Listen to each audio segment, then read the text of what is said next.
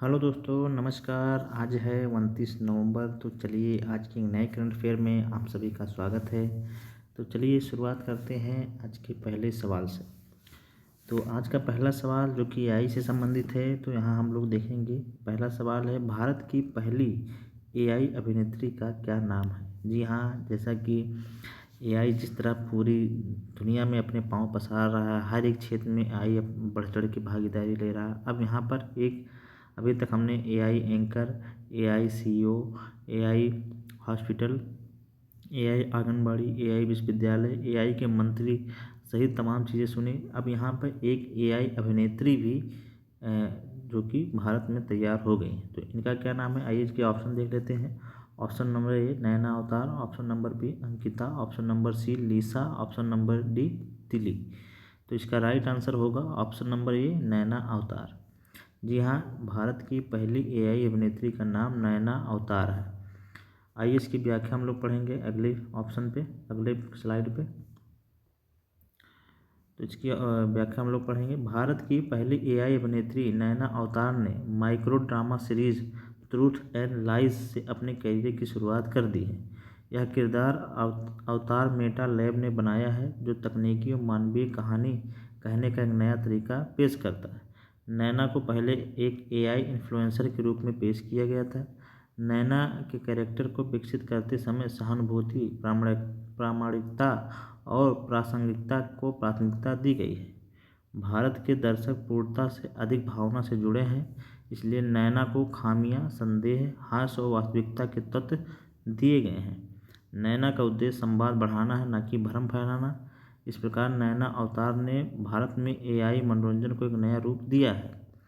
यह दर्शकों के लिए तकनीकी और भावनाओं का मिश्रण पेश करता है, जो डिजिटल और वास्तविक दुनिया के बीच एक नया पुल बनाता है। और हॉलीवुड की एआई जो अभिनेत्री हैं टिली नॉरवुड, जी हाँ टिली नॉरवुड, इनको टिली नॉरवुड बोला जाता है। ये हॉलीवुड की पहली एआई अभिनेत्री बनी है। और भारत की पहली एआई अभिनेत्री नैना अवतार, जो आप लोग याद रखेंगे, इसे लिख लेंगे। तो यहाँ हम लोगों ने देख लिया, और यहाँ पर हम कुछ डिस्कस कर लेंगे ऑप्शन में। ये जो एआई अंकिता है, ये हमारी असम में एक पत्रकार थी, मतलब एंकर के रूप में इनको लाया गया था। एआई अंकिता। लीसा जो है, ये पहली उड़ीसा में पहली एंकर थी। ये लीसा एआई की पहली एंकर बनी थी।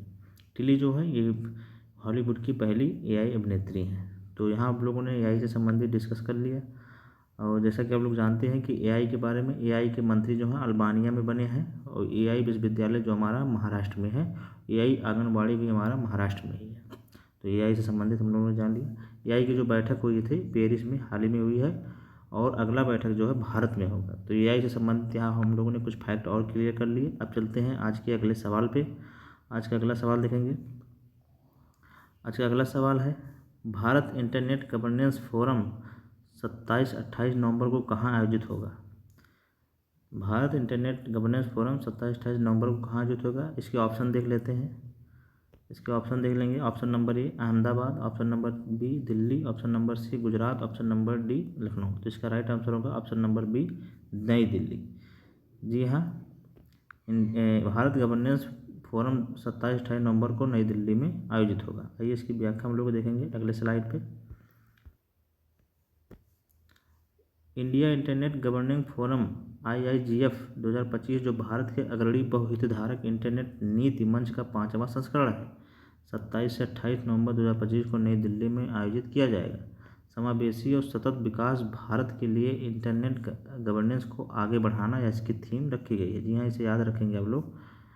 समावेशी और सतत विकास, सतत विकसित भारत के लिए इंटरनेट गवर्नेंस को आगे बढ़ाना थीम के तहत आयोजित यह फोरम भारत की डिजिटल इकोसिस्टम को भविष्य की दिशा तय करने के लिए विभिन्न हितधारकों को एक साथ लाएगा।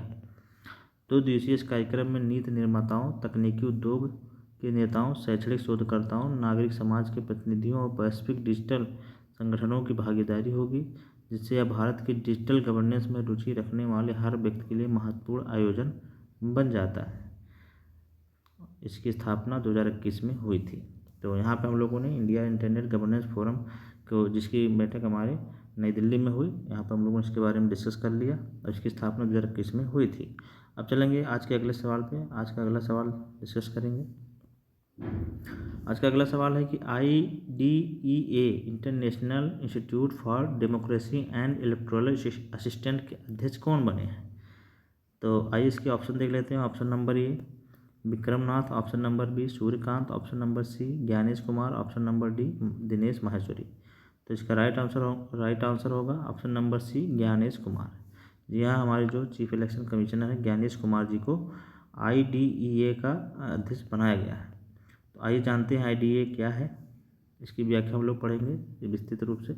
भारत के लोकतांत्रिक इतिहास में एक बड़ी उपलब्धि के रूप में मुख्य चुनाव आयुक्त CEC ज्ञानेश कुमार को वर्ष 2026 के लिए international institute for democracy and electoral assistant के अध्यक्ष पद का कार्यभार संभालेंगे। यह जिम्मेदारी 3 दिसंबर 2025 को स्वीडन की राजधानी स्टॉकहोम में आयोजित सदस्य देशों की परिषद की बैठक के दौरान औपचारिक रूप से ग्रहण करेंगे। इंटरनेशनल IDEA क्या है। इंटरनेशनल IDEA एक अंतर सरकारी संगठन है जिसकी स्थापना 1995 में विश्व भर में लोकतांत्रिक संस्थाओं और प्रक्रियाओं को मजबूत करने के मूल उद्देश्य से की गई थी। इसका मुख्यालय स्टॉकहोम में स्थित है और इसके 35 सदस्य देश हैं जिसमें भारत भी शामिल है, जबकि अमेरिका और जापान जैसे देश पर्यवेक्षक के रूप में जुड़े हुए हैं। तो यहाँ पर हमने IDEA के बारे में जाना कि IDEA एक अंतर सरकारी संगठन है जिसकी स्थापना 1995 में हुई थी और यह विश्व भर में लोकतांत्रिक संस्थाओं और प्रक्रियाओं को मजबूत करने के मूल उद्देश्य से की गई थी।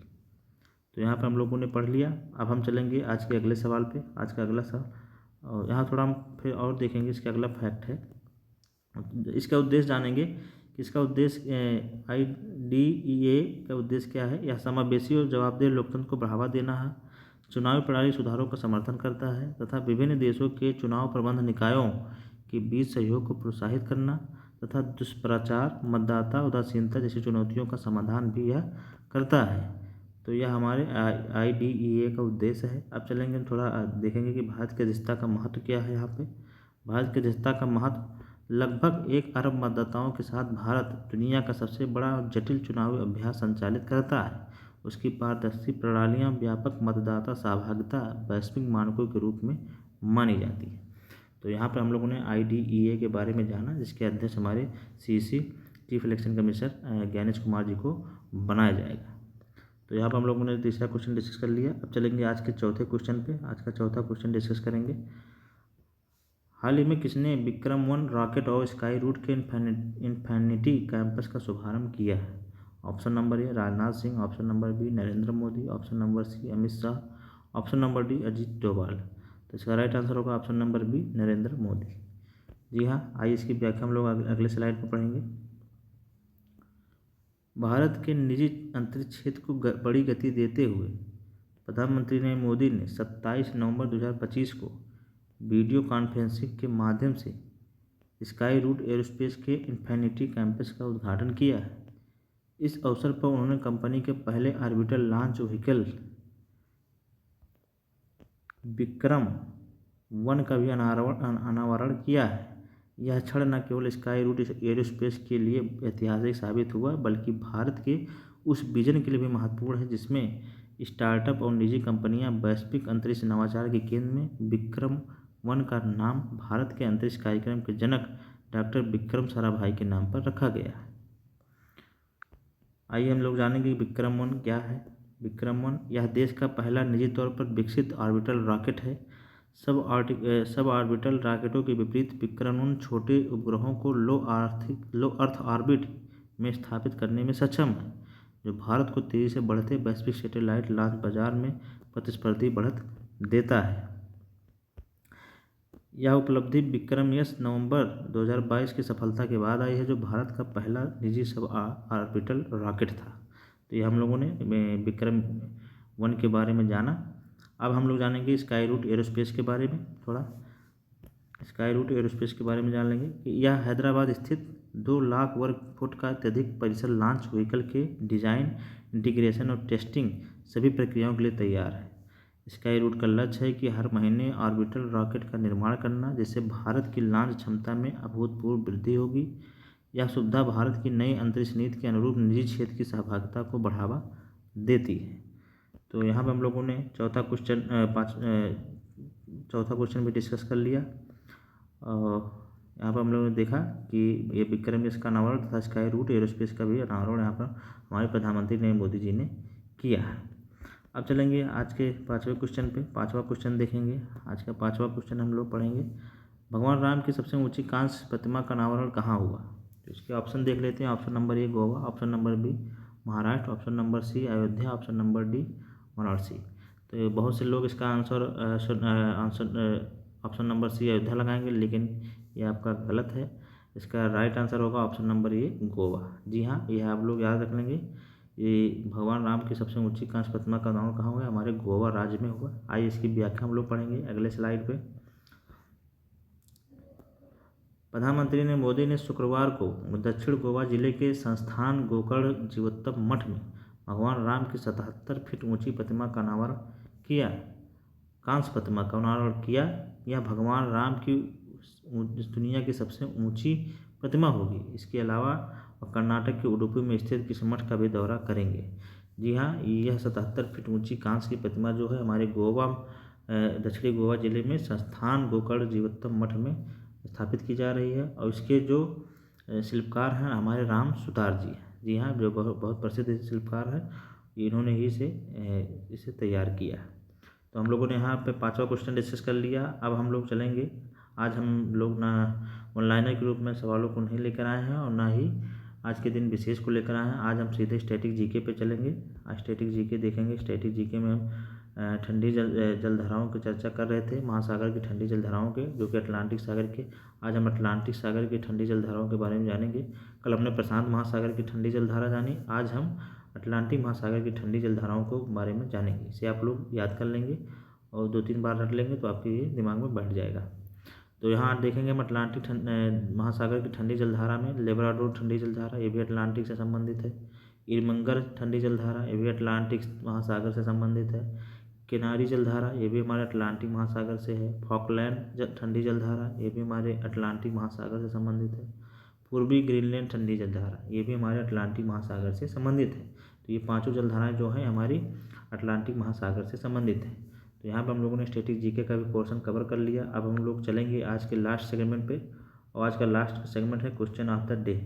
जी हाँ, क्वेश्चन ऑफ द डे हम लोग देखेंगे। कल का क्वेश्चन का जो हम लोग पूछा था कि भारत राष्ट्रमंडल में कब शामिल हुआ, तो उसका राइट आंसर यहाँ पर हम लिखना भूल गए। और कल का राइट आंसर होगा 1949। जी हाँ, 1949 में भारत, उसका राइट आंसर जो होगा कल के क्वेश्चन का 1949 राष्ट्रमंडल में शामिल हुआ था। तो आज का क्वेश्चन ऑफ द डे हम लोग देखेंगे, महर्षि वाल्मीकि अंतर्राष्ट्रीय हवाई अड्डा कहाँ है। जी हाँ, महर्षि वाल्मीकि अंतर्राष्ट्रीय हवाई अड्डा कहाँ स्थित है, तो इसका आप लोग इसका आंसर आप लोग हमारे कमेंट बॉक्स में जरूर दीजिए। आइए इसका ऑप्शन देख लेते हैं। Option number A Ayodhya, option number B Prayagraj, option number D C Banaras, option number D Lucknow. तो इसका आंसर आप लोग हमारे कमेंट बॉक्स में दीजिए। तथा आज की क्लास आप लोगों को कैसी लगी, आप लोग हमारे इस कमेंट बॉक्स में ज़रूर बताएं। तथा हमारे इस चैनल को सब्सक्राइब कर लें। ऐसे ही डेली रोज़ाना नए नए करंट अफेयर पाने के लिए हमारे चैनल को सब्सक्राइब करें तथा अपने दोस्तों में भी इसे शेयर ज़रूर करें। चलिए फिर हम लोग मिलेंगे एक नई वीडियो में नए उमंग के साथ। तब तक के लिए आप लोग खुश रहिए, मस्त रहिए। नमस्कार, जय हिंद।